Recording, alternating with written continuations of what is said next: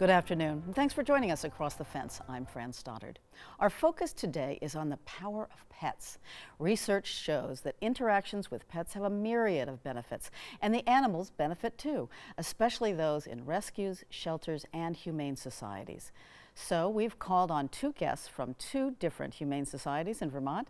Maya Richmond is the executive director of the Windham County Humane Society, and Joyce Cameron is the president and CEO of the Humane Society of Chittenden County. Welcome to both of you, and thank you so much for being here. Thank you. So Maya, let me start with you with a very basic question of how do people benefit from owning a pet? Oh, Fran, pets enrich our lives in so many ways. It's can go on and on about this, but pet companionship and unconditional love has been proven to quell loneliness, increase our physical activity, boost our immune system, improve our mental well-being. Just by having a pet, it changes the chemistry in our body and particularly in our brains and can lower stress. And it lowers our blood pressure. Petting your dog or cat or even a pet turtle for 15 minutes can lower your blood pressure by 10%. So I think the benefits of owning a pet certainly outweigh any of their unique quirks that you may have to adjust to in your life. That's so true. Certainly true in our household. And so, Joyce, what is the purpose and mission of humane societies, and how do they differ, if at all, from animal rescues and shelters? Yeah. So we all have a common purpose and mission, and that is really, in simple terms, to ensure that every pet in the state of Vermont has a loving home. Some of us go above and beyond that and ensure that every pet owner has the resources available to them to ensure that their pet leads healthy, happy lives. One of the ways that we do that in common is through adoptions. We rehome collectively thousands and thousands of animals a year in the state of Vermont. One of the distinctions, perhaps, nomenclature aside, because a lot of people do, talk about, shelters and rescues and the old term pounds and humane societies together. But one of, I think, the biggest distinctions is that humane societies really serve as social service organizations. Behind every pet, there's a person, and oftentimes we find that we need to address the issues with the people before we can help their pets. So we do that through just a broader scope of services and programs that the community allows us in their support to do. Awesome. And Maya, how has the animal welfare industry, and more specifically humane societies, evolved over the years, over the last couple decades? Just to piggyback off of what Joyce was saying, humane societies have become this multifaceted service agencies. Since the beginning, the goal has always been to end suffering and particularly look at caring for animals and reducing the number of animals at risk. As sheltering has evolved, we've accomplished so much. Just looking at it across the spectrum. But I like to go back into the 1960s and just sort of real quickly and briefly think about the time when humane societies were that place where people just thought about going to euthanize a pet because they provided a humane ending for that unwanted animal. And that was considered acceptable at that time. It was in the 1970s and 80s where the role of humane societies also morphed because the idea of spay-neuter became so much more prominent and prevalent, in the country, so that we started reducing the number of animals going into shelters across the country. And the humane societies were really embracing this idea of pet, spay neuter, don't have an unwanted pets. And then some people don't think about this, but I think of the internet as having the next huge influence for sheltering and the evolution, because the message of adopt, don't shop came out, and shelters were able to reach a broader audience. No longer was it the place maybe you went to go adopt, but you only went to the local humane society. You didn't know that there was a dog you may want, a breed you want, just up the road at another humane society. And so humane societies being able to market their ideas on what was available, increased adoptions. And we saw that also lower the number of animals at risk across the country and across Vermont and areas.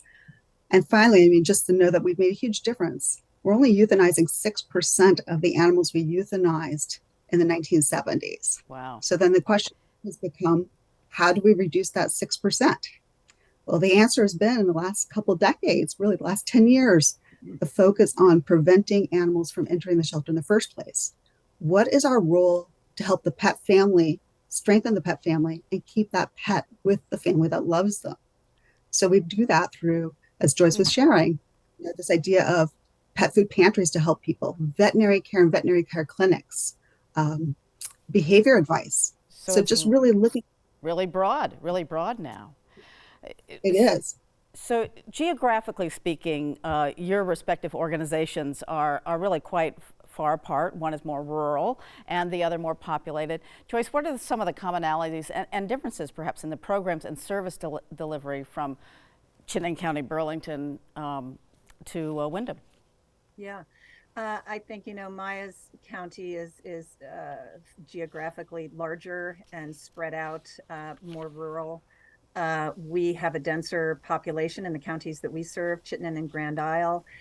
Many of the programs and services are the same. There's more in common than not. I think really it's a function of scale.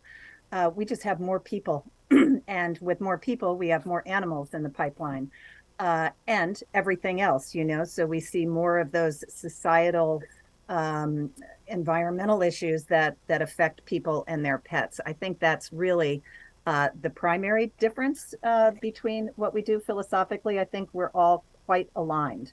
One of the things that we've seen nationally that's happened, and we have had discussions about it over the years, is merging. So that's a hot topic in the animal welfare world, and other states, they've done that successfully, in large states with lots of rural communities, just to benefit from economies of scale and efficiencies. So again, we've had those conversations and we'll probably continue to have those. That may look like a regional merger. It may be a statewide merger. Awesome. And, Maya, have you seen obvious effects of the pandemic on companion animal ownership in Vermont that you would consider either a trend or a phenomenon? I know there's a lot of news about people bringing in pets, and how is that going, and what are you seeing now post-pandemic? Oh, thank you. Yes, one of the phenomenons I think that we're seeing, and Joyce and I were talking about this earlier, has been an increase in dog behavior, in the sense that dogs were locked down with their family units, their human families, and didn't have the necessary socialization outside the home. So we're starting to see a lot of communication from pet owners regarding how to deal with social pet anxiety and how to socialize their pet, which I thought is really an interesting phenomena of COVID. Yeah, absolutely. And so, Joyce, what are some of the challenges actually of the business model? You talk about mergers. Most of these are nonprofits. What are some of the challenges for providing animal welfare? Where do I begin? There are a lot of them. It is inherently an unpredictable business model. When you're dealing with humans and the unpredictability there, and then you add animals into that mix, it's hard to anticipate, it's hard to plan. We are operationally very resource heavy. Human capital plays a huge role in what we do. It's really difficult emotional and physical work, particularly for our frontline crew. There is compassion fatigue, which is a very real thing, particularly if you run a clinic. Thin margins, a lot of the same issues that all other nonprofits or small businesses have, those societal issues, the environmental issues, inflation, workforce pressures, all of those things play into making it more challenging. And most of us raise, I can speak for HSCC, anywhere between 75 and 80% of our revenue is from community donations. Wow. So we have a couple of earned revenue streams, adoptions, obviously, and our clinic, which is actually designed not to make money, but to turn that money back into the community. So, there are just a lot of challenges, but through all those challenges, it's amazing how many people we still get applying for positions that are hoping to volunteer with us. And I think the mission and the purpose is so deep and really resonates with people. So Absolutely. I think the volunteers is a big thing. And Maya, there's also humane education. And how does that play into society and into your organizations who provide that about with the volunteers, with the community, etc. Yeah, humane education at its core is about teaching empathy and building a compassionate community and keeping compassion in the community. I think Humane Society's role is that of a trusted resource, through a variety of programs for youth as far as summer camp or after school programs, to even adult programming like, distinguished speaker series or a hotline. Humane societies are a source of reliable, accurate information that help people best understand their pet, care for their pet, and understand what's going on in the pet community so that they can take action. And I think that's what our role is. It's just really to continue to build that empathy for the humane world. And quickly, Joyce, other programs and services humane societies provide to keep people and their pets together that might not have in the past. We only have a few seconds left.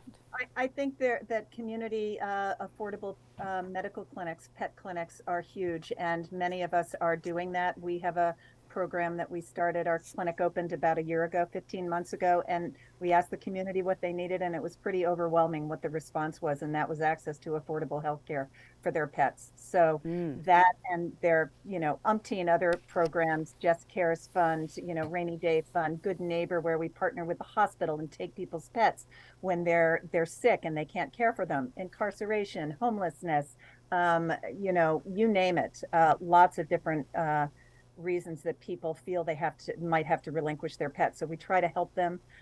Surrender prevention is kind of our ethos, and that's our industry term for keeping people and pets together. Okay. Well, as we wrap up our discussion, I want to make sure everybody can get in touch with the Humane Society closest to you. For the Humane Society of Chittenden County, you can check the website that's on your screen, hsccvt.org. And for Windham County, the website is windhamcountyhumane.org. Maya and Joyce, thank you so much. All of my pets have been from humane societies. I can't say more about what you do to work with governments, municipalities, communities, people, and pets. Thank you so much. Thank you, Fran. And thank you once again for joining us across the fence. I'm Fran Stoddard. Stay well.